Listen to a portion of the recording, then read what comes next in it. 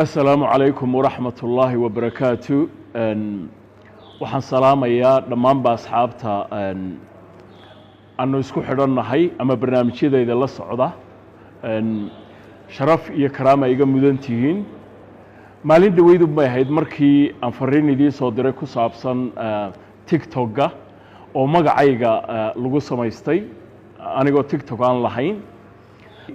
maantana waxaan jeclay inaan idin la wadaago laba arrimood oo kale. YouTube-ka qudhiisa mid maaha oo laba maaha oo saddex maaha 5 ilaa 6 baa ku jira YouTube oo magacayga lagu samaystay kuwaas oo dhan shaqul kuma lihi. maanta haddaba waxaan idinku bushaareynayaa asxaabta qiimaha leh aanu isku xidhannahay in YouTube aan sameeyay la yiraahdo Hereri Media waan idin la wadaagi doono sida loo galayo ama halka laga galayo iyo ka saxda ah inuu yahay. waxa kale oo aan jecelahay maanta inaan idin la wadaago war ku saabsan telefishinka Universal oo muddo 14 sanadood imika la shaqeynayay. meel hoosaan ka soo wada bilownay muddo dheerna waan wada shaqeynaynay. waxaan jecelahay inaan idin la wadaago maanta in Universal shaqadii aanu hayay aan ka baxay ama wada shaqeyntayadii ay soo dhamaatay.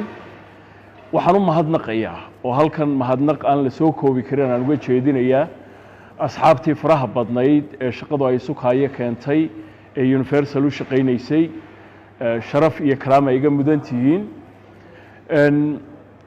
maanta laga bilaabo barnaamijyadii ay iga barateen YouTube-ka Hereri Media ayaynu ka wada soconaynaa haddii aan la yiraahdo.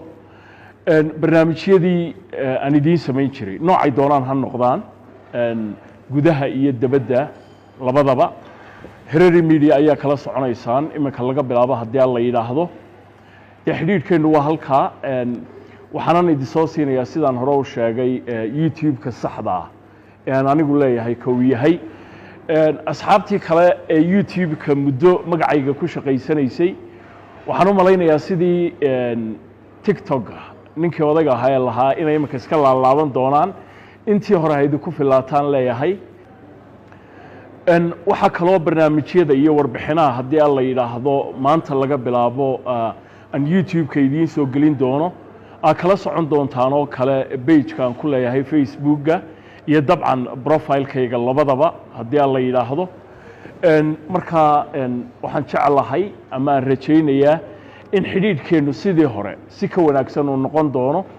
barnaamijyo iyo warbixino u bogtaana haddii aan la yiraahdo aanu idiin soo gudbin doono. aad iyo aad baa u mahadsantihiin.